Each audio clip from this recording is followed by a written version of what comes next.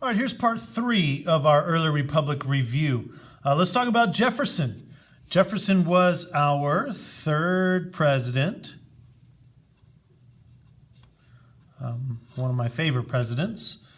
He served 2 terms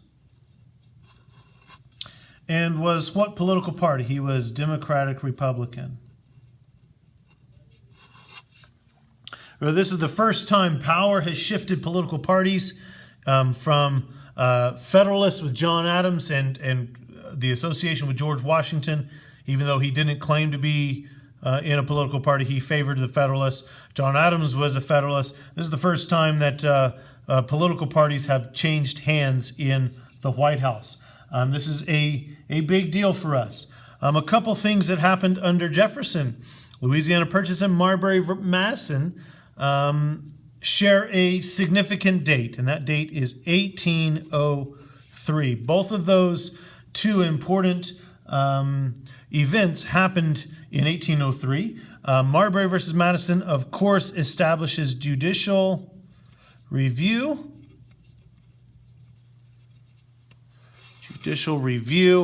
And we've talked quite a bit about that on the backside with the Midnight Judges and John Marshall. So we're not going to put anything else about judicial review or Marbury versus Madison here. We're going to save the space for the Louisiana Purchase. Okay, the Louisiana Purchase was bought from France. For $15 million. We originally wanted what? What did we originally want? Wanted the port of New Orleans.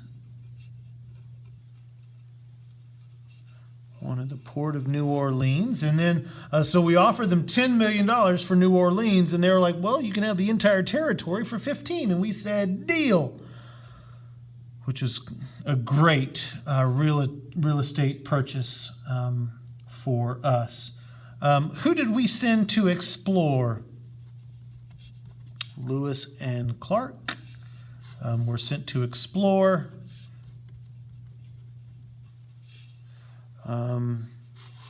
Explored the territory, and then they brought Sacagawea, but I don't know how to spell her name, so we're not going to put her name there.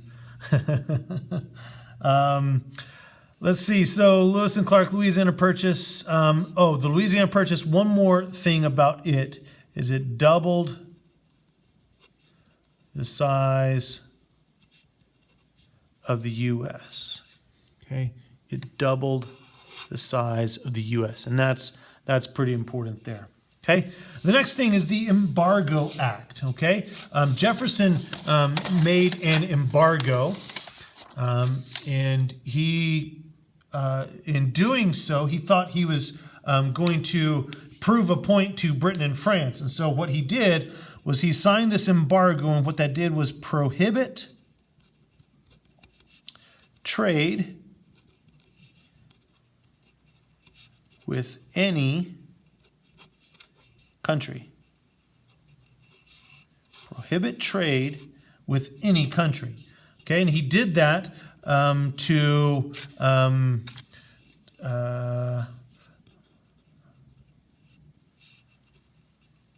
prove a point to Britain and France. Prove a point to Britain and France. Well, this was a terrible idea. A terrible idea.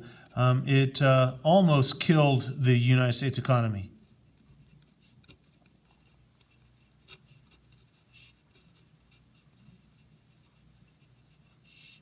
Almost killed the United States economy. And really the reason why it did this was America wasn't ready to be self-sufficient. America wasn't ready to be self-sufficient. Remember, at this time, in 1807 was when the Embargo Act was placed. We weren't able to manufacture really anything yet. The factories weren't big. They were, still very small, and we needed other countries to buy manufactured goods from. And when he made us stop trading or getting imports and exports from anywhere, it really hurt us because we weren't ready to be self-sufficient. Under Monroe, we were ready to be self-sufficient. And that kind of leads to the era of good feelings. But now, under Jefferson, it just almost killed us, which is kind of a scary thing to think about. Something so seemingly minor could end up ruining our economy. So those three things under Jefferson. Let's move on to Madison. Madison is our fourth president. Okay, he served 2 terms. He was also a Democratic Republican. Okay, he was also a Democratic Republican. Major thing under Madison was the War of 1812. Remember, this is the U.S. versus the British again, because they were impressing our soldiers. I say soldiers, I mean sailors. Sorry about that. Impressing our sailors. And really, this is our second fight for independence. This is major for us. This is a big deal. This is the second time that we fought our original mother country, and we've got to prove ourselves. The first time, maybe it was a fluke. Maybe there were some other issues that went into why they lost. But this time, we've got to do some major proving, not only to ourselves, but to the world here. Okay? Now, during the War of 1812, some pretty big things happened. Francis Scott Key wrote a poem. That poem was called The Star-Spangled Banner, which eventually became our national anthem. Another thing is the British burned D.C. They burned the White House and the Capitol. Now, during this burning of D.C., Dolly Madison, she saves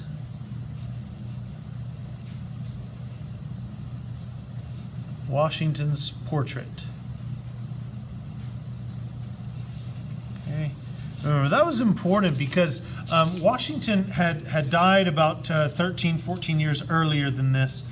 And people still thought of him as the ultimate hero. And she thought if we lost that picture, then we might lose our identity. Because, I mean, as Americans, we thought we were almost Washingtonians more than Americans. We still greatly respected this. Now, as far as like winning the War of 1812, there was no clear winner. No land was gained or lost.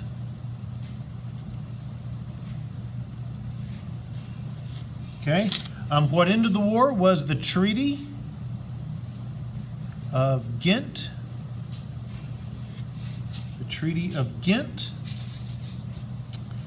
And after the Treaty of Ghent was signed, the Battle of New Orleans happened. And who became famous at the Battle of New Orleans? Andrew Jackson. Andrew Jackson. Okay? He becomes a war hero.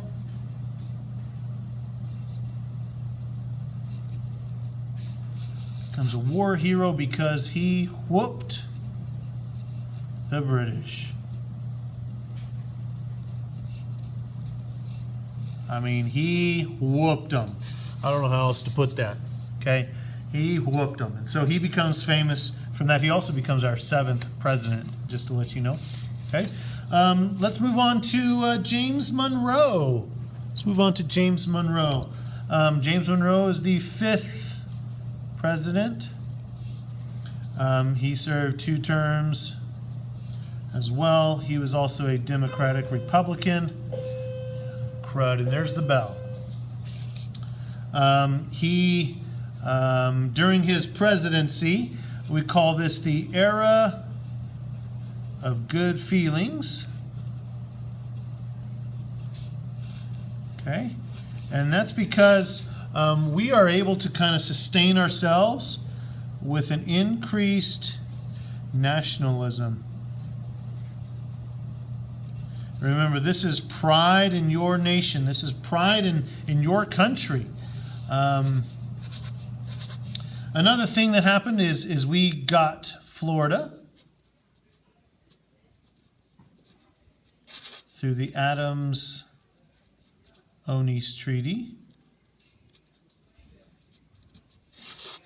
Adams-Onis Treaty, and then the Monroe Doctrine. This is the big thing. Okay. The Monroe Doctrine in 1823 said no European colonies in the Americas. All right, guys, this is your review. Okay.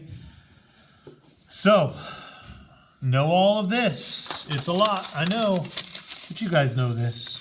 You got this. Your test will be about 25 questions, and we will be ready to rock and roll tomorrow.